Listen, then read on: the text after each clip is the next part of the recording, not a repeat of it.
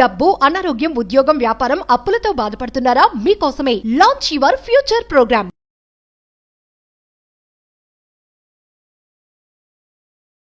నమస్తే కళ్యాణ్ చక్రవర్తి గారు.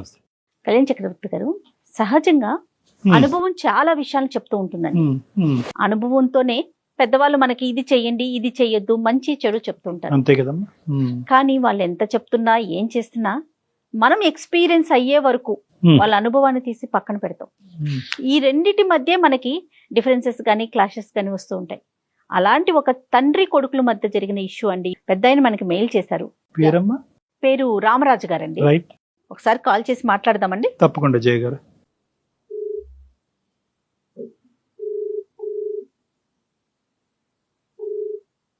హలో, ఎవరండి? హలో, నమస్తే అండి. నేను జయానండి, అందమైన జీవితం ప్రోగ్రామ్ నుంచి కాల్ చేస్తూ ఉన్నాను. నమస్తే అమ్మా. నమస్తే అమ్మా. నమస్తే, రామరాజు గారేనండి మాట్లాడేది?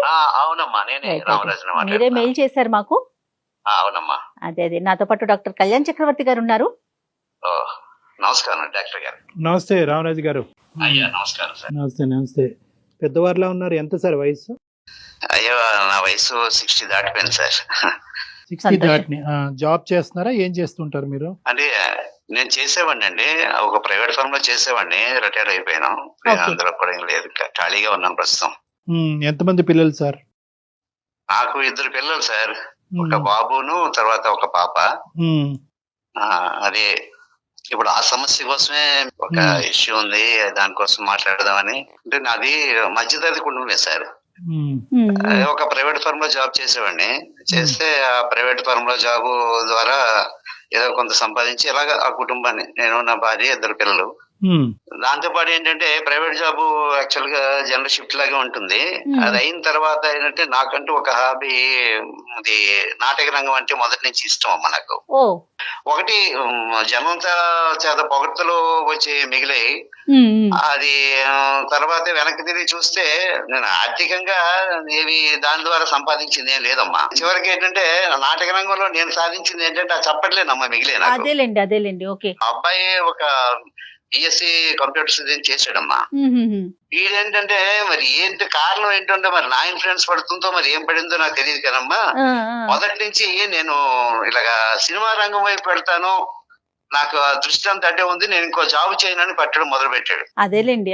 చివరికి నా జీవిత జయం ఇదే, నేను నటుడిగా అవ్వాలి. తన ఇష్టం కదండి, అది ఒక మంచి ఆలోచనే కదా. మనం దాన్ని కాదంటంలో ఏముంది? కరెక్టేనమ్మా, కరెక్టే, మీరు అన్నది కరెక్టే. ఈ రంగంలో నేను సాధించింది ఏంటి అంటే ఓన్లీ చప్పట్లని చెప్పాను కదా, అది వాడికి అర్థం కాలేదు. ఇప్పుడు దీంట్లో వాడిని ఎంకరేజ్ చేద్దామని అంటే రేపు వాడి భవిష్యత్తు గురించి ఏంటమ్మా, ఆ రోజు అంటే నాకు చిన్న జాబ్ ఉంది, దాంతో కుటుంబాన్ని పోషణ చేసేవాడిని. ఇప్పుడు అది కాదు కదా, వీడికి అది కూడా లేకుండా ఏమీ లేకుండా వాడు కాళ్ళ మీద ఎలా బతుకుతాడమ్మా. నాకంటే పెద్ద ఆస్తిపాస్తులు ఉన్నాయనుకోండి. రామరాజు గారు, అయ్యా ఎంత వయసు బాబుది? బాబుది 26 సంవత్సరాలు. 26 సంవత్సరాలు. ఎప్పుడన్నా బిఎస్సి కంప్యూటర్స్ అయిన తర్వాత జాబ్ చేశాడా బాబు? లేదండి, మొదటి నుంచి జాబ్ కోసం ఏ ప్రయత్నం చేస్తారో మీరు నేను నాకు ఇష్టం లేదు, నేను జాబ్ చేయను, జాబ్కి వెళ్ళను, ఇదే మాట. సో మీ ఎగ్జాంపుల్ అయితే బాబు తీసుకోలేదు. అంటే మీరు ప్రైవేట్ జాబ్ చేస్తూ నాటక రంగంలో ఉండేటటువంటి తీరుని మీ అబ్బాయిలో చూడలేదు. మీ అబ్బాయి మొదటి నుంచి ప్యాషన్ అనేది కేవలం సినిమాలు చేయాలి అనేటటువంటి ఉద్దేశం. ఏమైనా అవకాశాలు వచ్చినాయి? అంతే ఏమైనా అవకాశాలు వచ్చినాయి? అదే ఉందండి. అంతే అవకాశాలు. ఏ విధంగా జాబ్ చేద్దాం ప్రయత్నం చేశానండి, ఏదో జాబ్ లో ఇంక్లూడ్ చేద్దామని చూశాను. ఇది ఎప్పుడైతే స్ట్రాంగ్ గా ఉందో, నేనేమో ఈ కుటుంబానికి సంబంధించినంత వరకు ఏదో కొంచెం ఉన్న పొలంగా అది అమ్మి ఆ విధంగా సంబంధించిన డబ్బులన్నీ కూడా ఒక దగ్గర పెట్టుకున్నాను. పెట్టుకుంటే అందులోని కొంత ఫిక్స్ చేసి కొంత అమౌంట్ ఏమో యువతల అమ్మాయి మ్యారేజ్ ఒకటి ఉంది, వీడి భవిష్యత్తు కూడా ఇలా ఉంది, ఏం చేయాలి ఎన్ని తర్జన భర్జనలు పడుతున్న టైంలో వీడు ఏం చేశాడంటే, నేను ఆ ఫ్యాషన్ కోసం దాని మీద అందులో దృష్టిలో పెట్టుకొని ఈ 50 లక్షలు పట్టుకొని వెళ్ళిపోయాడండి.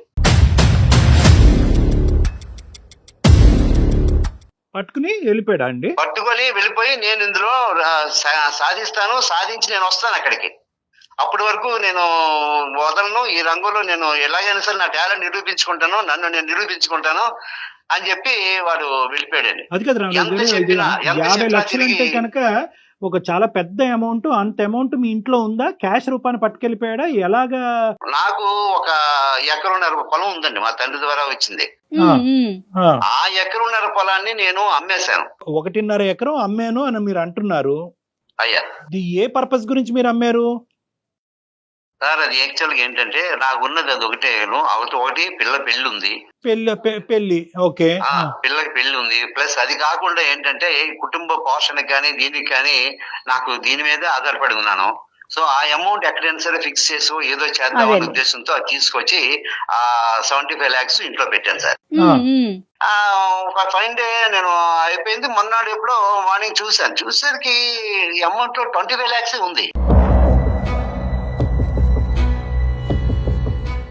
ఏమైంది అని చెప్పేసి ఇంట్లో అడగడం ఎన్ని చేశాను, కానీ ఎక్కడ లేదు. బాబు చూస్తే కనిపించలేదు, వాడికి ఫోన్ చేస్తే తీయడం లేదు ఫోను. సరే అని చెప్పి సాయంత్రానికల్లా మళ్ళీ ఒకసారి వాడికి ఫోన్ చేస్తే సాయంత్రం ఫోన్ తీసాడు. తీసిన తర్వాత నాన్న ఇలాగా ఏంటంటే, అవును నాన్న నేనే తీసుకుని వెళ్ళాను, ఇలా వెబ్ సిరీస్ ప్లాన్ చేస్తున్నాము, అది దానికోసం అని చెప్పి నేను తీసుకెళ్ళాను అని చెప్పాడు. సో మీకైతే కొద్దిపాటి డౌట్ ఉంది, మీకు డౌట్ ఉంది అబ్బాయి పట్టుకెళ్తే, ఎందుకంటే ఇంత ఒత్తిడి చేసిన వాడు ఇంకా వేరే మనుషులు ఎవరో ఇంట్లోకి వచ్చి తీసుకెళ్లే ఇది లేదు కాబట్టి బాబే అని మీకు డౌట్ ఉంది. ఎప్పుడైతే ఫోన్ ఎత్తలేదో మీ డౌట్ బలపడింది. అవునా చూసింది, ఏంటిది ఇలా చేసావు, నువ్వు రా ముందు డబ్బులు తీసుకుంటా మనం మాట్లాడుకుందాం అని చెప్పేసి నేను చెప్పాను. చెప్తే నేను ఇప్పుడు ప్రస్తుతం మాత్రం రాలేనన్నా, నేను ఈ పనిలో ఉన్నాను, నేను వచ్చి మీతో మాట్లాడతాను, మీరే దాన్ని వరి అవ్వాల్సిన అవసరం లేదు, డబ్బు నా దగ్గర ఉంది, నేను ఆ పని మీద ఉన్నాను అని చెప్పాడు సార్. నేను ఇదే రంగంలో ఉన్నాను, వెబ్ సిరీస్ ప్లాన్ చేస్తాను, ఇది బాగా హిట్ అవుతుంది నమ్మకం మాకుంది, కథ కూడా చాలా బాగా వచ్చింది, దీనిలో నేనే మెయిన్ క్యారెక్టర్ కూడా చేస్తున్నాను, ఇది చేసిన తర్వాత మనకి డబ్బులని ఆటోమేటిక్ గా వచ్చేస్తే ఇలాగని చెప్తున్నాడు. కానీ కాదు రామరాజు గారు, ఇప్పుడు మీకు జరిగిన పరిస్థితే బాబుకు జరుగుతుంది, అదే రిపీట్ అవుతుందని ఎందుకు అనుకోవాలి? ఎందుకంటే ఇప్పుడు ఇవాళ రోజున మనం చూసుకుంటే వెబ్ సిరీస్ కానీ ఓటీటీ ప్లాట్ఫామ్ చాలా స్ట్రాంగ్ ఉందండి. మీకు వెబ్ సిరీస్ల గురించి తెలీదు, మీది నాటక రంగం, మీరు అందులో ఓన్లీ చప్పట్లే తీసుకున్నారు కాబట్టి ఆర్థికంగా మీకు ఏమీ లాభం పొందలేదు కాబట్టి ఈ అబ్బాయి కూడా అదే దారిలో వెళ్తాడని మీరు ఎందుకు అనుకున్నారు? ముందు నుంచే ప్రోత్సహించుంటే కనుక దొంగతనం వరకు వచ్చుండేది కాదని మేడం అభిప్రాయం. అది కాదమ్మా, అది కాదు. ఎందుకంటే ఇక్కడ ఒక విషయం అమ్మా, మనకున్న ఆర్థిక వనరులు ఒక ఫిక్స్డ్ అంతే, అంతకు మించి ఆర్థిక వనరులు లేవు. ఈ 50 లక్షలు అయిపోతే వాడి బతుకుపోతుంది, యువతల ఇంట్లో కూడా ఇబ్బంది పడిపోతాడు, ముఖ్యంగా వాడు కూడా పాడైపోతాడు కదా. సరే, కాన్సెప్ట్ అర్థమైంది. ఇప్పుడు ప్రెసెంట్ ఎక్కడికి వెళ్ళాడు, 50 లక్షల పరిస్థితి ఏంటి, ఏ ఊర్లో ఉన్నాడు, ఇతనితో పాటు జత కలిసినటువంటి బ్యాచ్ ఏంటి, అది కరెక్ట్ బ్యాచా, అది కూడా ఇంకో విధమైనటువంటి బ్యాచా? అది ఎక్కడో లేడు సార్, వాడు హైదరాబాద్ లో ఉన్నాడు. హైదరాబాద్ ఉన్నాడు, ఎప్పుడు వెళ్ళినా సరే ఫోన్ చేస్తే తర్వాత మాట్లాడతాను, నేను బిజీగా ఉన్నాను, కథా డిస్కషన్ లో ఉన్నాను, ఇలాగే చెప్తున్నాడు తప్ప రావడం లేదు సార్. నేను ఆ రిస్క్ తీసుకోలేకపోతున్నాను, ఒక రకమైన భయంతో ఉన్నాను. ఎందుకంటే ఏమో ఎంతో మంది ఎన్నో రకాల ఉదయం లేచిన దగ్గర నుంచి చూస్తున్నాను. ఎన్ని రోజులు అవుతుందండి రామరాజు గారు, ఎన్ని రోజులు అవుతుంది? నెల అయిపోయిందమ్మా. ఎక్కడున్నాడో లొకేషన్ కూడా తెలీదా? ఒకసారి ఇంటికి వెళ్ళకపోయారా? అది ఒక ఆఫీస్ అని చెప్తాడు, అక్కడికే వెళ్తే అక్కడికి ఎప్పుడు కూడా ఎవరు దొరకరు సార్. మనం వెళ్ళాను, నేను ఆల్రెడీ ఆ ప్రయత్నం కూడా చేశాను, అక్కడికి ఎప్పుడు దొరకరు, ఎక్కడెక్కడ తిరుగుతున్నారో ఏంటో తెలియదు. దీంతో నాకు రోజు రోజుకి భయం పెరిగిపోతుంది.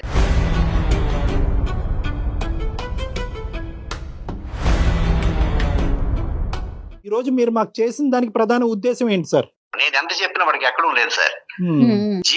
జీవితం కోసం వాడికి చెప్పి అవగాహన, నేనేమో వాడికి వ్యతిరేకం కాదు, ఏం కాదు, పరిస్థితులు ఇలా ఉన్నాయి అని ఈ రిస్క్ ఉంది కాబట్టి వాడిని ఎలాగైనా ఇంటికి నాకు రప్పించి దాన్ని తీసుకొస్తే అప్పుడు కూర్చొని డిస్కస్ చేయడానికి అవుతుంది సార్. మాట్లాడడానికి ఎంత ఖర్చు అయిందో, ఎంత మిగిలిందో, ఏముందో అదన్నీ తెలియదు. వాడి నేను ఆ భయంతో, నాకు ఈ ఏజ్ మీద నాకు భయం కూడా వస్తుంది. వాడిని అంటే వెనక్కి రప్పించాలి సార్, అది మీలాంటి వాళ్ళ ద్వారా అవుతుందని నాకు నమ్మకం. మీ కుటుంబంలో ఉండే ఇంకా పెద్దవాళ్ళు, వాళ్ళ భయం ఎవరిది లేదా? ఎవరి చేతన్నా మాట్లాడిపించి సముదాయించడానికి అవకాశం లేదా? అన్ని డోర్స్ క్లోజ్డా? ఇది నేను ఎవరికి కూడా బయటకు చెప్పాలనుకోవడం లేదు సార్, ఎందుకంటే ఇది నా కుటుంబ విషయం. అలాగని వాడు ఏం దొంగ కూడా కాదు. అది వ్యాలిడ్ పాయింట్. కుటుంబ పరువు రోడ్డు మీద వేసేటటువంటి ఉద్దేశం ఈ వయసులో మీకు లేదనే పాయింట్ నాకు అర్థమైనా కూడా ఇది రెండు వైపులు సానుండేటటువంటి కత్తి లాంటిది. ఈ రోజు మన అందమైన జీవితం వేదిక ద్వారా డాక్టర్ కళ్యాణ్ చక్రవర్తి చేత వాళ్ళతో మాట్లాడిపించాలి అంటే కనుక ఇది ఇంకో విధంగా బెడిసికొట్టచ్చు.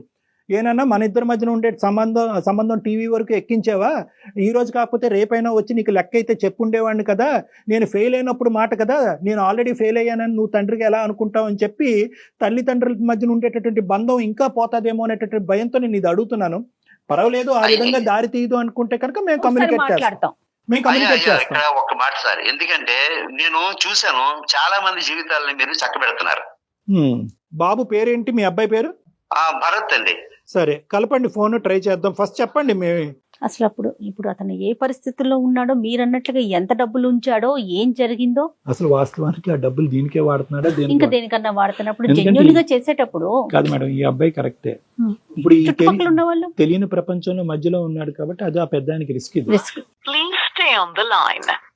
మీరు మాట్లాడుతున్న వ్యక్తి మీ కాల్ ను హోల్డ్ లో ఉంచారు. దయచేసి. హలో నానా. నాన్న చెప్పండి. ఈ పనిలో ఉన్నాను నాన్న, చెప్పు. అది కాదురా, ఎప్పుడైనా అసలు పనిలో ఉన్నాను ఇదని చెప్తావు. మాట్లాడడం కూడా, నాతో మాట్లాడడం కూడా కష్టం ఏంట్రా? విషయం చెప్పండి, నేను ఎత్తాను కదా ఫోన్, చెప్పండి. చెప్తాను. ఎక్కడ ఉన్నావు? అదే రైన్ భోజనం చేస్తున్నావా? ఎక్కడికి ఏదో చిన్న స్టోరీ ఫిట్టింగ్ లో ఉన్నాను, చెప్పండి. ఏంటి కాదు, ఇప్పుడు నువ్వు అమౌంట్ తీసుకెళ్ళావు కదా. ఇదే విషయం గురించి రోజు మనం మాట్లాడుతున్నావా? మళ్ళీ కొత్తగా ఏముంది ఇప్పుడు మాట్లాడడానికి? అలా కాదు నాన్న, నీకు ఒకటి అర్థం కావడం లేదు. ఇప్పుడు నేను ఏం చెప్పినా నువ్వు అదే మాట ఎప్పుడు రిపీట్ చేస్తున్నావు.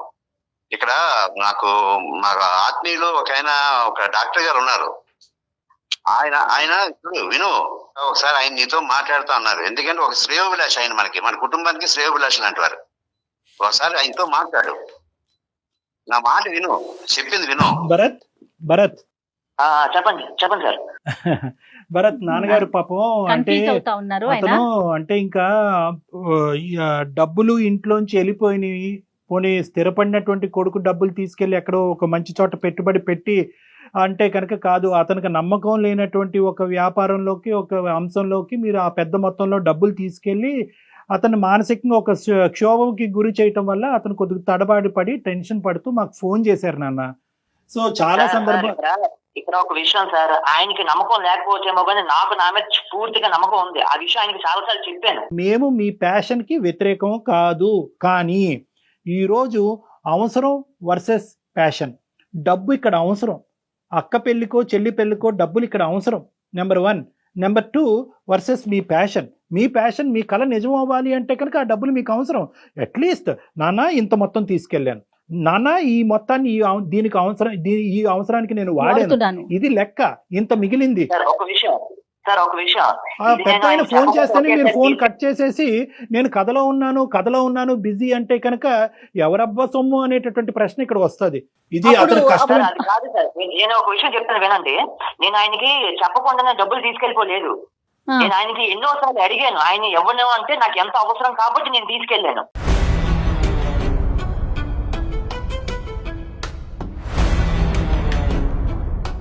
$50 లక్షలు ఎప్పుడైనా చూసారా మీ ఇంట్లో? ఇంతకు ముందు ఏదో మా ఇంట్లో 50 లక్షలు అనేటటువంటిది నథింగ్ సార్. డబ్బులు వస్తూ ఉంటాయి, పోతూ ఉంటాయి. మా నాన్నకి చాలా సోర్సెస్ ఉన్నాయి మనీ, కాబట్టి ఈ రోజు నేను 50 లక్షలు తీసుకెళ్ళిపోతే కనుక ఆ 50 కోట్లలో ఈ 50 లక్షలు నథింగ్ అన్నట్టు నువ్వు ఈ రోజు మాట్లాడుతున్నావు. సరే నేను చెప్పింది పూర్తిగా వినండి. అసలు చెప్పండి. ఇక్కడ డబ్బులు లేకుండా పని జరిగే ప్రసక్తి లేదు సార్. ఖచ్చితంగా అందుకే డబ్బులు అడిగాను ఆయన ఎవరన్నారు కాబట్టి నాకు వేరే మార్గం లేక తీసుకెళ్ళాను.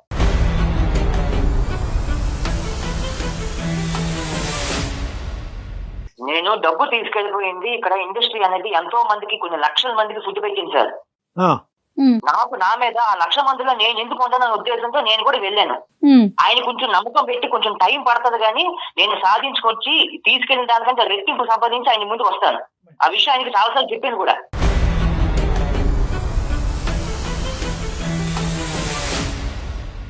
కానీ కాదు నాన్న భరత్, ఇప్పుడు పాయింట్ క్లియరే. నువ్వు ఇక్కడికి రావటము, నీ కళను నిజం చేసుకోవాలని అనుకోవటము, నీకు ఒక మంచి పేరు, నీ కుటుంబానికి కూడా ఒక మంచి పేరు తెప్పించాలనేటువంటి ఆలోచనని ఎవరు వ్యతిరేకించట్లేదు. కానీ డబ్బులు తీసుకెళ్ళినటువంటి మార్గం కానీ, ఎంత మొత్తంలో నువ్వు డబ్బులు తీసుకెళ్ళినటువంటి పద్ధతి కానీ, ఆ తర్వాత అతను ఇంత కష్టపడి సంపాదించినటువంటి డబ్బు, తీసుకొచ్చినటువంటి డబ్బు కూతురు పెళ్లికి కానీ ఇంకో అవసరానికి ఉపయోగించే డబ్బుని ఈరోజు లెక్క చెప్పరా అంటే కనుక నేను కథలో ఉన్నాను కాబట్టి లెక్క సంగతి పక్కన పెట్టు అని మీ విధాన పద్ధతులు బాగున్నాయా? అసలు డబ్బులు ఈ దొంగ మార్గాన్ని తీసుకెళ్ళవలసినటువంటి పరిస్థితి ఎందుకు వచ్చింది?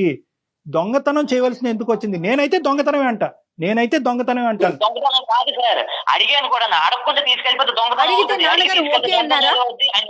అంతే నాన్న, నువ్వు చెప్పడం వేరు, నాన్న నాకు డబ్బులు అవసరం సత్యంటే చెప్పడం వేరు. కానీ ఇంట్లో పెట్టిన తర్వాత ఒక పని మీద తీసుకొచ్చినప్పుడు ఆ డబ్బులు నాకు ఇది అవసరం అని చెప్పి అప్పుడు అడిగి డైరెక్ట్ నన్ను అడిగిన తర్వాత నేను ఇస్తే తీసుకెళ్ళాలి కానీ అలా తీసుకెళ్ళడం తప్పు కదమ్మా. మిమ్మల్ని అడిగితే మీరు ఏమని అంటారు, అన్నారు కూడా చాలా సార్లు అడిగాను, 1 కాదు 2 కాదు, చాలా సార్లు అడిగాను మిమ్మల్ని. అవును, నేను ఎలాగిస్తాను? నాకు అంతకు నుంచి ఇంకో ఆదాయం లేనప్పుడు నేను ఎలాగిస్తాను నీకు ఆ డబ్బులు? ఎన్నాళ్ళు కూర్చుంటే ఇంకేం చేస్తాం, లైఫ్ లో కొంచెం రిస్క్ చేయాలి కదా. భరత్ ఇక్కడ రిస్క్ పెడతావా?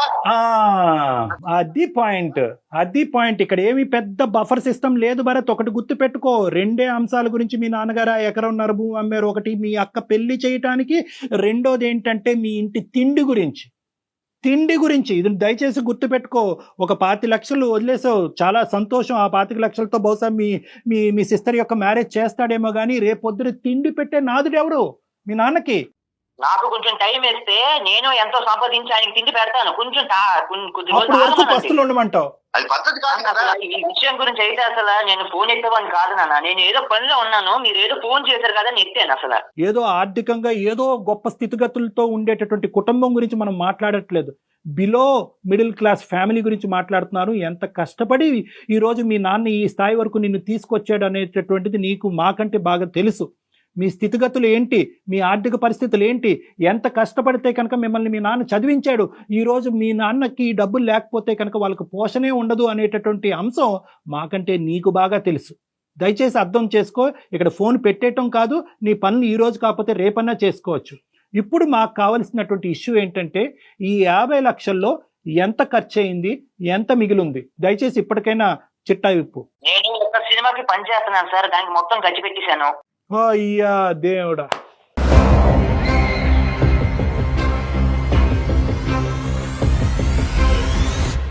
దానికి నేను వచ్చిన లాభానికి నేను ఎక్కువ లాభం వస్తుంది, నాకు నా మీద నమ్మకం ఉంది. నేను అంత మించి ఇంకేం చెప్పలేను ఇప్పుడు ప్రస్తుతానికి.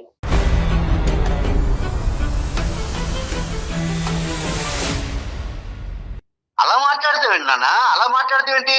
ఇప్పుడు 50 లక్షల రూపాయలు ఏమీ కాకుండా నేను ఎంత ఖర్చు పెట్టేశాను అంటే బాధ్యత అక్కర్లేదా నీకు? నువ్వు బాధ్యత కాదు, అంతే అవసరం నాకు ఇప్పుడు. అంతే అవసరం అయితే ఉన్న డబ్బులన్నీ నువ్వు ఖర్చు పెట్టేసుకుంటే వస్తుందో రాదో నిజమే, నీ మీద నీకు నమ్మకం ఉండొచ్చు. కానీ ఆ ఫీల్డ్ మీద నాకంత నమ్మకం లేదు. నా భయం ఎంతమంది రావట్లేదు ఫీల్డ్ కి. భరత్ 50 లక్షలు ఖర్చు అయిందని నేను ఇంకా నమ్మట్లేదు, నాకు నమ్మకంగా లేదు. ఒక నెల రోజుల్లో నువ్వు 50 లక్షలు ఖర్చు పెట్టేసావా? ఎక్కడ ఖర్చు పెట్టేసావు? ఏమైంది? ఆ డబ్బులు ఎవరికి ఇచ్చావు? నేను ఒక ఫిలిం సంబంధించిన విషయంలోనే నేను కొంచెం ఖర్చు పెట్టుకుంటూ ఈ పూర్తిగా ఖర్చు అయింది సార్. లేదా నీ దగ్గర రూపాయి లేదా? ఇప్పుడు లేదండి నా దగ్గర.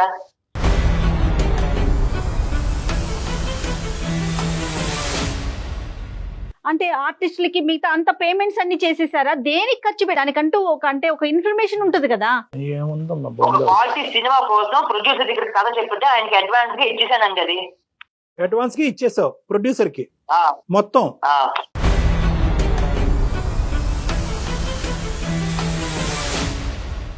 మీది ఇది ఫస్ట్ ప్రాజెక్ట్ అయినా భరత్? ఇది ఇంతకు ముందు ఎక్స్పీరియన్స్ ఉందా? ఇది నా ఫస్ట్ ప్రాజెక్ట్ అండి. కదా ప్రొడ్యూసర్ ఉంటాయి కదా మేడం, మీకు తెలుసు కదా. టర్మ్స్ అండ్ కండిషన్స్ ఉంటాయి కదా, అగ్రిమెంట్స్ అవన్నీ చేయించుకున్నారా? పక్కాగా చేయించుకున్నామండి. సరే ఒకసారి కాకపోతే ఆయన కొంచెం టైం పడుతుంది, ఆగమని చెప్తున్నాను. రోజు ఇదే విషయం ఫోన్ లో మాట్లాడుతున్నానేమో. మీకు మాట్లాడటాకే నాన్నగారితో అంత బాధగా ఉంటే రోజు రూపాయి పోగు చేసి 50 లక్షలు కూడబెట్టుకున్న తండ్రికి చెప్పా చేయకుండా తీసుకెళ్లిపోతే ఆయనకి ఎంత బాధ అనిపించాలి? ఏ భరత్, మాట్లాడటానికే ఇబ్బంది పడిపోతున్నారు. చెప్పారండి, నేను అడిగి విసిగెత్తిపోయి అడగటానికి అది 1 రూపాయి 2 రూపాయలు కాదు కదా నాయన. తమ్ముడు 50 లక్షలు అడిగి అడుక్కో, ఏదన్నా చేసుకో. కానీ ఆ పెద్ద ఆయన పర్మిషన్ ఇవ్వకపోవటానికి ఒక చాలా బలమైనటువంటి కారణం ఉంది కదా. ఈ రోజు మీకు ఎప్పుడు కూడా మీ జీవితంలో చూడనటువంటి ఒక పెద్ద మొత్తం పట్టుకెళ్ళిపోయావు నువ్వు. ఈ రోజు 50 లక్షలు పట్టుకెళ్ళిపోయి ఒక సమాధానం లేదు, ఎక్కడ పెట్టుబడి పెడతారో పోని పట్టుకెళ్ళిపోయావు. తర్వాత ఫోన్ ఎత్తి అట్లీస్ట్ ఒప్పుకున్నావు, లేదు నాన్న ఎవరో ఇంట్లో పనులు దొంగతనం చేశారని అబద్ధం ఆడకుండా నేనే పట్టుకెళ్ళాను నాన్న అన్నావు. అంతవరకు బానే ఉంది. అట్లీస్ట్ నాన్న ఇది తీసుకెళ్తున్నాను, ఇక్కడ పెట్టుబడి పడుతున్నాను, సో అండ్ సో ప్రొడ్యూసర్ చేతిలో పెడుతున్నాను, అగ్రిమెంట్ సైన్ చేయించుకుంటున్నాను, కావాలంటే ఆ ప్రొడ్యూసర్ నేనే నీకు పరిచయం చేస్తానని చెప్పి ఆ మాత్రం చెప్తే ఏమైపోతుంది నాన్న? మళ్ళీ నీ పేక పట్టుకుని నీ డబ్బులు పట్టుకెళ్ళిపోతాడా మీ నాన్న? చేస్తుంటే తీసుకెళ్ళినందుకు ఇంత చేస్తుంటే అసలు మా ఇద్దరు మధ్య విషయంలో ఇంకెవరికో చెప్పడం ఏంటి సార్ ఇలాంటి విషయాలు? మేమిద్దరు మాట్లాడుకుంటే సరిపోద్ది కదా. తీసుకెళ్ళిపోయినందుకే ఇలా చెప్తున్నారు ఆయన. ఇంకా ప్రొడ్యూసర్ కొంచెం మాట్లాడి ఆయనకి ఎంత ఇచ్చేసానని చెప్తే ఇంకా ఆయన సమస్య మొదలైంది. Bharat, I don't agree with this. ఎవరి డబ్బులు అది? ఎవరి డబ్బు అది? చెప్పవలసినటువంటి అది ఆ హక్కు అతనికి ఉంది. అతను చెప్పాలి. అతనికి నాన్నగారికి మీ చెప్పాలి తండ్రి కదా. గారి డబ్బు అది. నువ్వు తీసుకెళ్ళినటువంటి విధానం తప్పైనా కూడా, నాన్న ఇలాగ ఈ అంశం గురించి పట్టుకెళ్ళాను, ఇక్కడ పెట్టుబడి పడుతున్నాను, సో అండ్ సో మనిషికి ఇచ్చాను, కాబట్టి ఆ మనిషిని నీకు పరిచయం చేస్తాను, నువ్వు ఇప్పటికైనా నన్ను నమ్ము నాన్న అని చెప్పి నువ్వు నిరూపించుకోవడానికి అది ఒక అవకాశం. సరే మీరు నమ్ముతారో లేదో నాకు అనవసరం. సరే నేనైతే నిజమే చెప్తున్నాను, ఆ విషయం నాకు తెలుసు.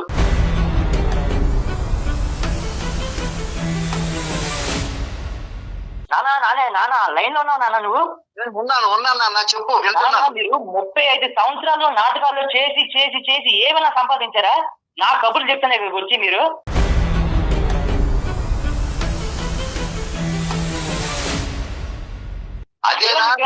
చేస్తుందా? విను, నేను ఏదో పనిగా ఉన్నాను, మా ఫోన్ చేశారు, మాట్లాడతాను, ఓకే. సంపాదించారా? నేను సంపాదించి మీ ముందు తీసుకొస్తానని చెప్తే మాత్రం నమ్మకం లేదు మీకు. మాట్లాడను నేను సంపాదించి మీ ముందుకు వచ్చినంత వరకు నేను మీతో మాట్లాడను. నేను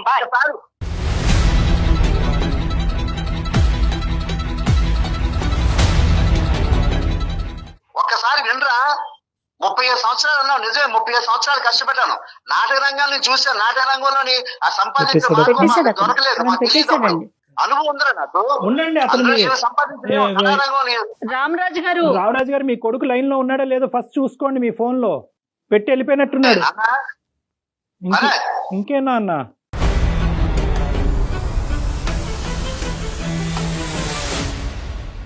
వెళ్ళిపోయాడు మహానుభావుడు. ఇంత జరిగినా మీరు నాన్న కన్నా అని మాట్లాడుతున్నారు. బహుశా ఇదేనేమో తండ్రి ప్రేమ. కానీ చాలా అగమ్యగోచరంగా నా పరిస్థితి చాలా అగమ్యగోచరంగా ఉందమ్మా. ఇదే కదా తల్లిదండ్రుల ప్రేమ.